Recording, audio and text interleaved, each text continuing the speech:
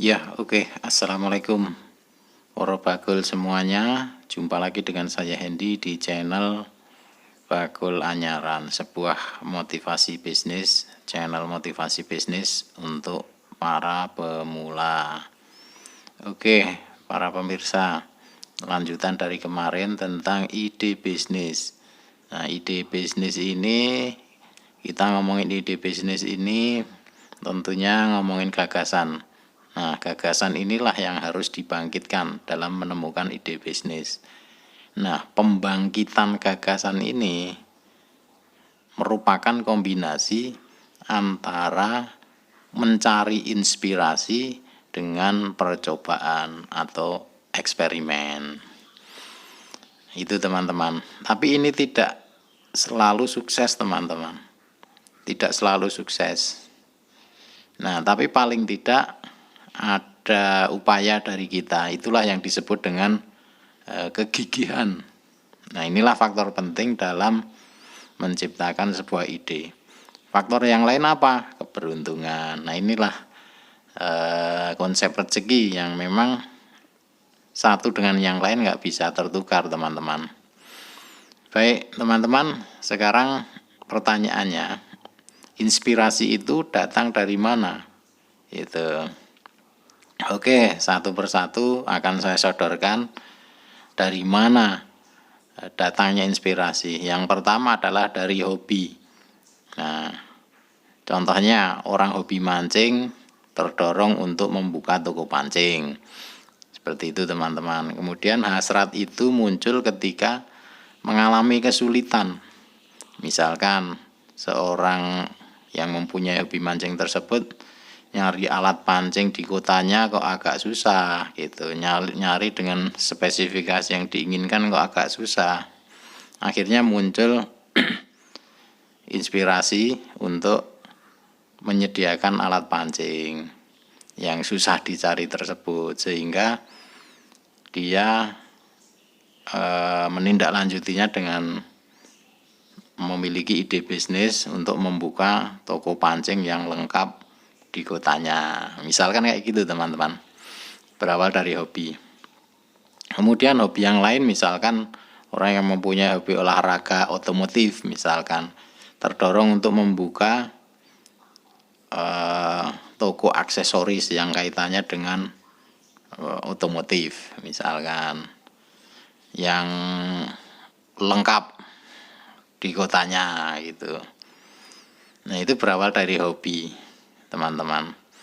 Nah, kalau misalkan teman-teman punya hobi, silahkan dicoba untuk berpikir bisa nggak ini dikonversi menjadi sebuah ide gitu, ide bisnis.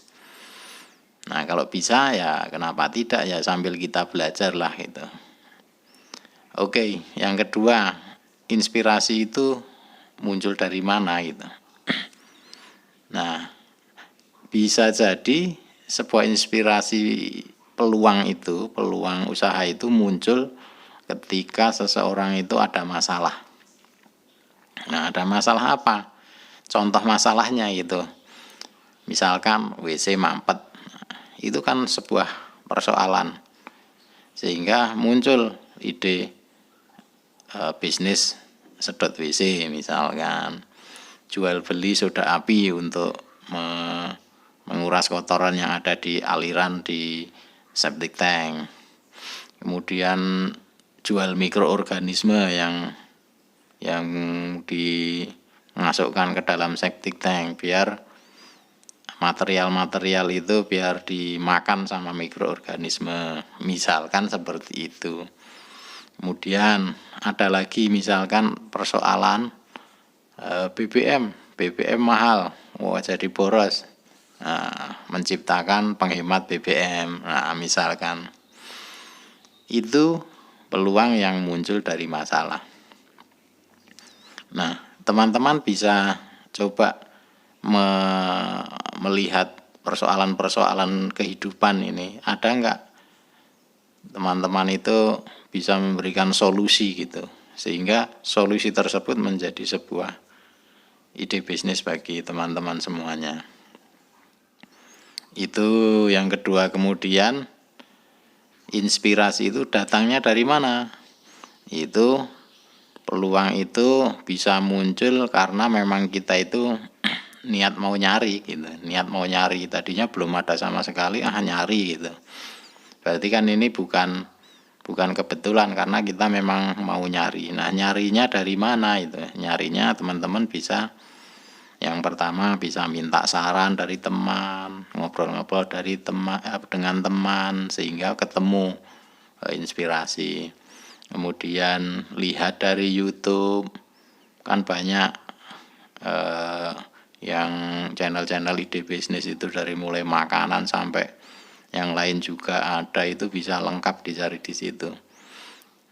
Kemudian membaca informasi dari majalah bisnis, kemudian jalan-jalan, misalkan jalan-jalan ke mall nemu ide bisnis, jalan-jalan ke arena Car Free Day bisa menemukan ide bisnis, dan lain-lain.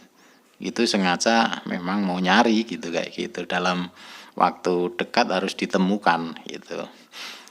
Nah, itu teman-teman, tadi dari mana inspirasi datangnya? Dari hobi, dari karena ada masalah, kemudian dari muncul karena memang kita mau nyari gitu.